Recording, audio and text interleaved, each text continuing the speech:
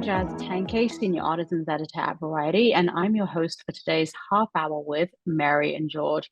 Mary and George is absolutely electrifying. It's a series on Star set in 17th century England.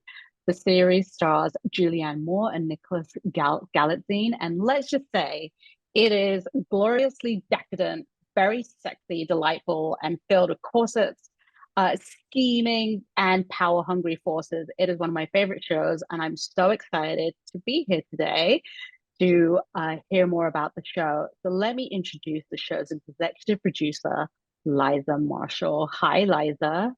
Hello, lovely to be here.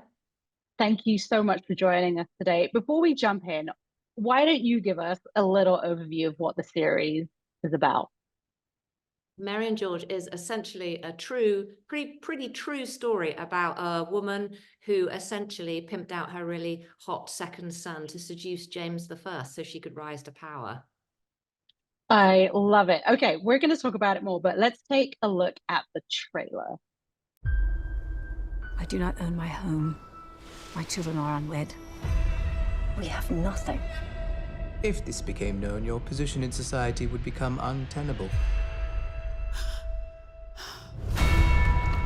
My son. Change does not come unless you grab it by the hand. King James. So cockstruck is like a curse. Give the king whatever he wants. May I perform for you? He will be yours, mine, ours.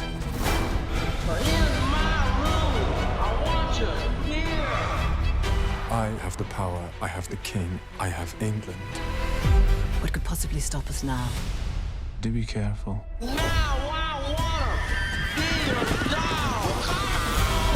You're a whole dark brood, a lot of it. My family is perfect. Was that a joke? No. Please continue. Who dressed you? A prostitute?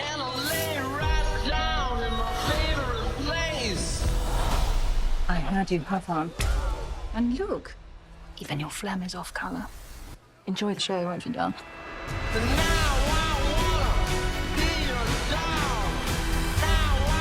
That boy, how far will he go? There's nothing you wouldn't do.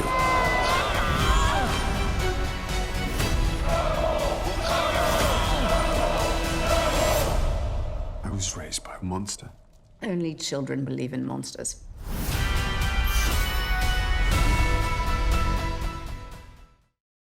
Oh, it's so marvelous. And that script and the delivery by Julianne on those lines are incredible. But where do we begin? Because, this era in history is so rarely told. It's rarely focused on.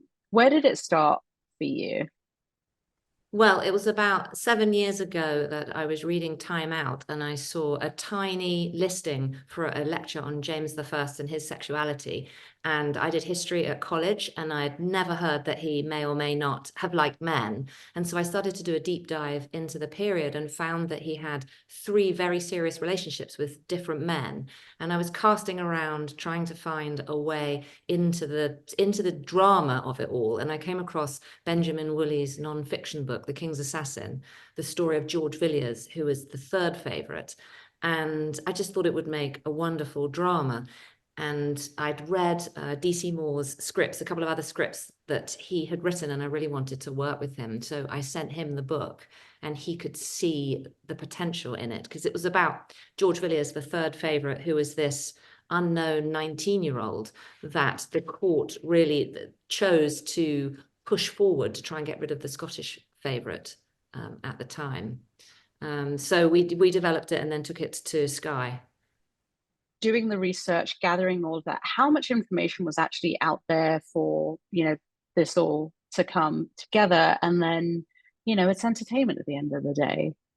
Yeah, I mean, there isn't really much written about Mary Villiers, which is what made her such an interesting character to dramatize, because the historical record at the time normally refers to her as a witch or a devil. It was pretty negative.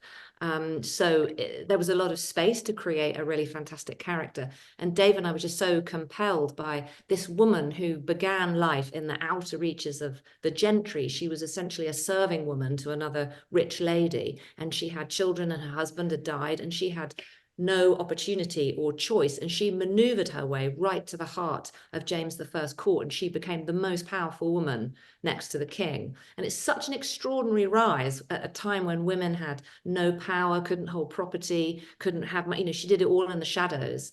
And I think she must always have been the smartest person in the room. So it was really exciting to dramatize her. Yeah.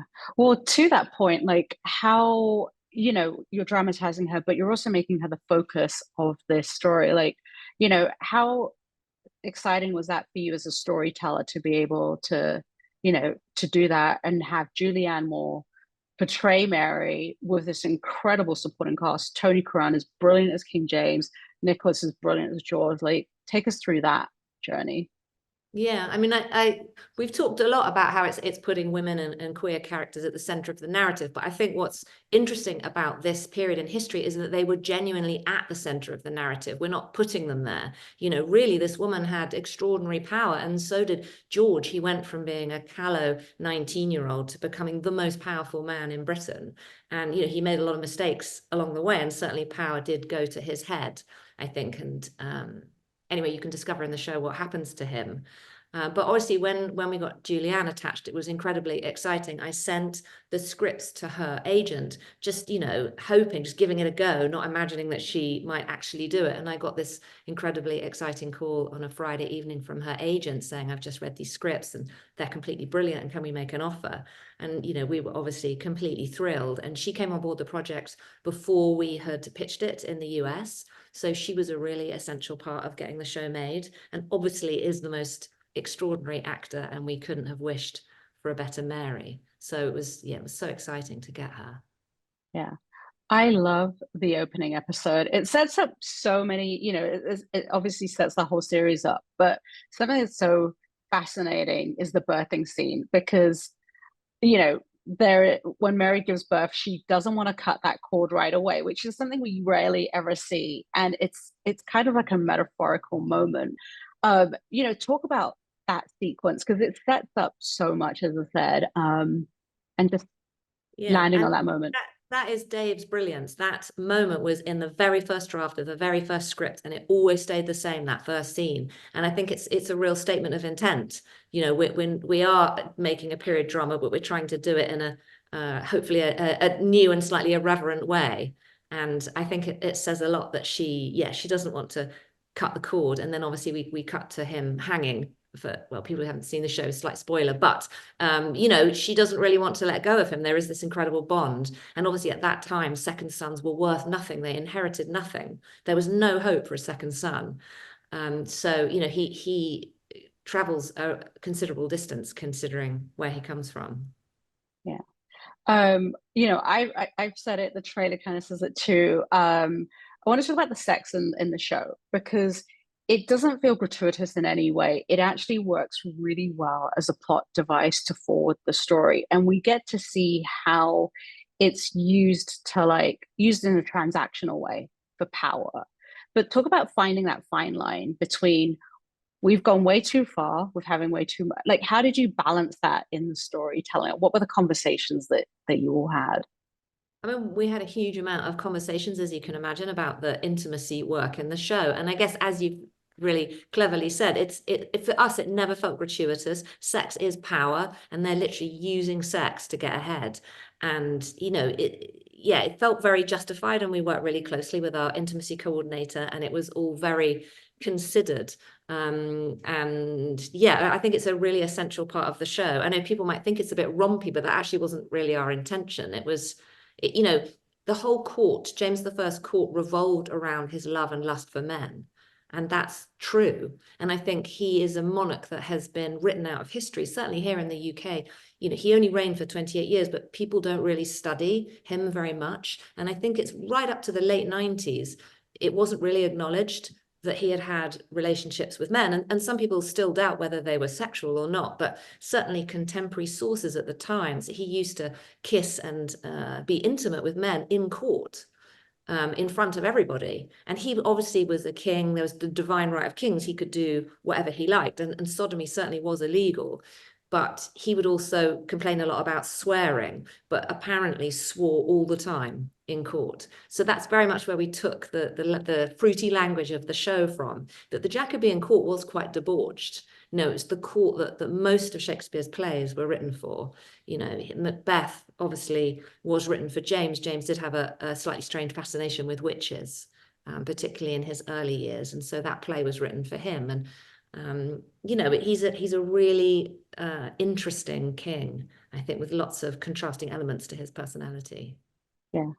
Oh my gosh, I love the Shakespearean connection. I think after watching the series now, if you go back and read Macbeth or any of Shakespeare, will have a completely different meaning, I guess.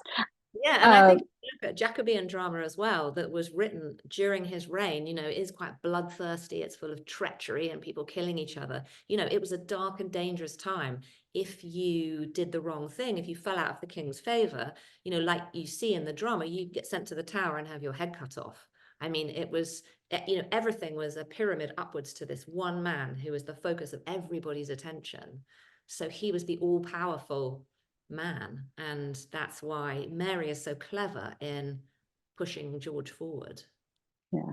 And I think I read that, I mean, it's so true. He is like reduced to like a sentence in our history books as a fellow Brit. And then, you know, we've got this series, but I think, wasn't it the Archbishop of Canterbury had something in his diaries too that alluded to that?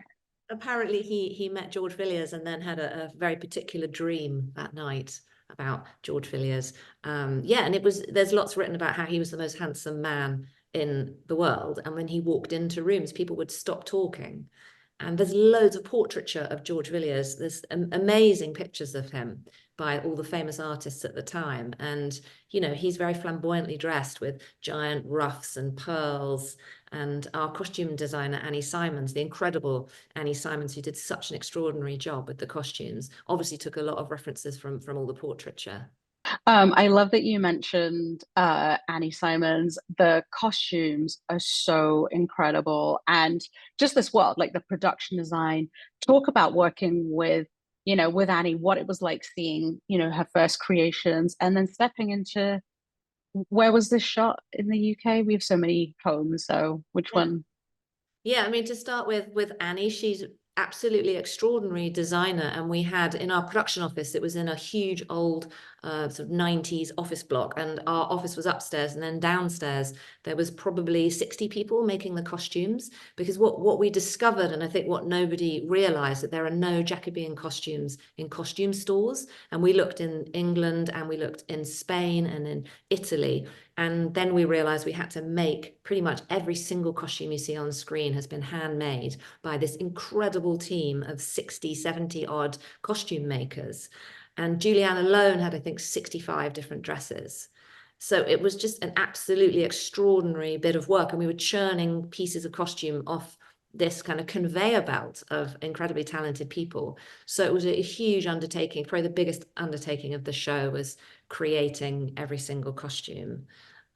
So Annie's absolutely amazing. And then we made the decision to shoot almost all on location. So bar a couple of bedrooms, which we built in a studio, all of it is shot in real Elizabethan and Jacobean houses around London, and obviously some up in Scotland. So that was also a huge undertaking because we had a gigantic unit moving it from place to place. I love that. Okay, let's go to a clip from the show. What did you do? I don't want to go. All I want is Jenny. I love her. She's a servant. Not at my heart. That's not how it works. That's not how a single thing fucking works. Well, it should be. Are you 5? No. You will go to France, George. If you make me go, I will kill myself. But this time, I will make sure... Fall in a way that breaks your neck. So that's why you left me to hang. I left you because it was staged. You were play acting. It was real, I promise you. You just want to send me off to France to learn the ways of refinement. And then return to marry some awful rich wife and milk her fat fucking dowry. It's about more than that. No, it's not. I never beat you. Father has enough times. Again. Why don't you? Mother, don't hurt him. I won't. Think of John, eldest, an heir. Who will marry him? How can we build or pass on anything unless we use your gifts? Gifts. If I were a man, and I look like you, I'd rule the fucking planet. I don't want to rule the fucking planet. Then it will rule you. Second sons offer nothing, inherit nothing. Raise yourself, or you will be nothing. Brilliant clip from the series. That also highlights this incredible dynamic between mother and son, and just as they, ascend and they get this taste of power, and that dynamic shifts, like who really has the power in that relationship and where they're getting it elsewhere. Like, talk about that portrayal and what power, what you wanted to say about power as they get more powerful within the court. Yes, I mean, I suppose it's a very well-known saying that power corrupts, and I certainly think that it does corrupt George, and I think that's definitely what happens to him, what happened to him in history. I suppose with Mary, we wanted to create a female character who was really uncompromising and, isn't really sorry for anything that she's done. She's always a few steps ahead of everybody else, and she's just completely unapologetic about wanting more. And I think that's quite a refreshing character to see, because I think we're always on her side, but she does do some quite nefarious things. Yeah, which people can discover when they watch Yeah. Exactly. I love the format of limited series. I love that this is told over several hours. Like, how did you land on that decision that this would be like a limited series versus like you could have told us in a movie? Like, take us through that. I think there's quite a time progression through the show, and I think there's, particularly for George, and I think Nick embodies the character so brilliantly, as he starts off very young and inexperienced and goes on this gigantic character arc to where he ends up at the end of the show. And it felt like we really did need 7 hours to tell that story. And we've got lots of other interesting characters along the way. So yeah, I guess we always imagined it was TV. Actually, we never thought it was a film. There's just too much, and actually we left so much out as well. There's even more crazy stories that almost would feel like they were untrue because they're so crazy. So yeah, people can read about the real history if they want to find out what Lady Hatton and Mary really got up to. It's actually much more extreme than what we show in the show. Or it could be a spin-off series. I mean, it could be a spin-off. Nicola Walker is so brilliant as Lady Hatton. In episode 2, I think there's the dining room scene where she dresses her down is completely fantastic piece of acting. She's so wonderful. Well, again, it's a testament to the cast. Like the entire cast is brilliant. I want to talk about finding, Tony, because Tony Curran is great. Well, he's actually Scottish, and he does look quite like King. I mean, I think he's much more handsome than the real King James, but he's not dissimilar looking to James himself. And I guess I've known Tony as an actor for probably 30 years, and he's just such a brilliant performer. And I think he brings, at the beginning, you might think that the King is debauched and frivolous, but actually as the show goes on, you realize that there's this brilliant phrase that Ben Woolley said to us, that James was nourished in fear. And I think that's a really good explanation of his character, because his mother was obviously Mary Queen of Scots, who he last saw when he was 6 months old baby, and she obviously had her head cut off by Elizabeth I. His father was murdered. All the way through his life, people tried to kidnap him and kill him. Obviously the Guy Fawkes, the bonfire night, they were trying to blow him up right at the beginning of his reign. So he was rightly very paranoid that everyone was trying to kill him. But he was also an intellectual and loved plays and, loved partying and drinking and hunting. And I think with Tony, he encompassed all of those facets of his personality. And I think you like him and feel sorry for him. Because in a way, he knows he's being manipulated, but he can't really help himself because he loves George. And I guess that was really important for us as well, that it's a genuine relationship. If you go to the British Library, you can read the love letters between George and James, and they were together. There's about 8 years worth of them. And we don't really know what George Villiers thought, but for sure, King James was in love with George and talks about him, calls him his wife, and adored him. And so we wanted to portray that as a sincere relationship. Yeah. Talking about that relationship, how refreshing was it to be able to, explore the queer themes with such openness? And like as a viewer, it felt so refreshing to watch. Like it wasn't like, okay, we're just going to tease and then cut and there's a closed bedroom door. And we really go in, and we've kind of touched on it at the beginning, but for you as a as an exec producer, like what was that like? Well, I think a huge credit is due to our brilliant director, Oliver Hermanus, who really brought it all to life. I think it was his film Moffy. I don't know if you've seen that. It's a fantastic coming of age South African film that he directed that made me really want to hire him for this show. And I think he brought just a brilliant sensibility and point of view on the whole show. He made it feel so painterly and beautiful. In his production office, he covered the walls. You couldn't even see any wall space at all of these incredible references. So portraiture from the time, lots of savagery, animals being hunted and deer being slaughtered, but also loads of fashion photography. And so you could walk into his office in the production office and really get a sense of what the show was going to look and feel like and the attitude it was going to have. And I think that really relates to the intimacy work. We didn't want to look away. And like I said before, I don't feel it's gratuitous. I think it's necessary for the plot. It's ultimately what the show is all about, is the seduction of the king. I know why I love this show. And when it, so many people I've spoken to about this, I'm like, they ask me for recommendation. I'm like, you've got to watch Mary and George on Stars. And, I'll get a text message being like, oh my gosh, Jazz, this is amazing. Why do you think this show is really resonating with people and people just love it? I don't know. I think Dave's writing is so brilliant, and I think the scripts are funny and dark, but also I think what we always wanted is there's a modernity to it. I guess what struck me when I first started researching this period is our attitude to sexuality. We see history very much through a Victorian lens, and we imagine that everything is really buttoned up and proper. But actually, if you go back 400 years, people didn't define sexuality, and they were ultimately just sleeping with whoever they liked. And I think it was much more like it is today than we imagine. And I think that felt really fresh to me. And also, I just love the idea that the King James Bible that is in all of those motel rooms across America was ultimately commissioned by someone whose greatest loves were with men. And I always quite like the irony of that. Yeah. No, I love that. I think so many people, as they're watching that, hearing you say that, their jaw's going to be on the floor right now, and they'll be tuning into the show. But to that, this is the last question. In case somebody hasn't had the chance to see Mary and George, and we've, whet their appetite a little bit for it, is there one thing about the limited series that stands out for you that would make someone want to check it out and watch it?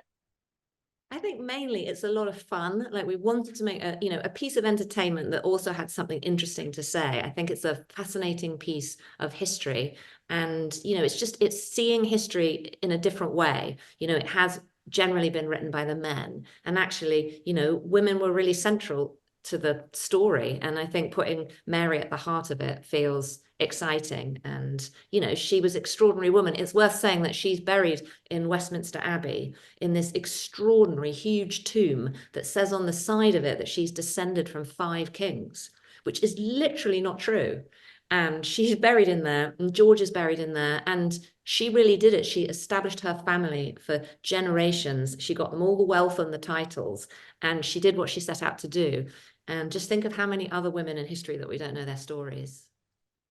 Well, thank you for telling Mary's story and George's, and thank you, for this incredible conversation.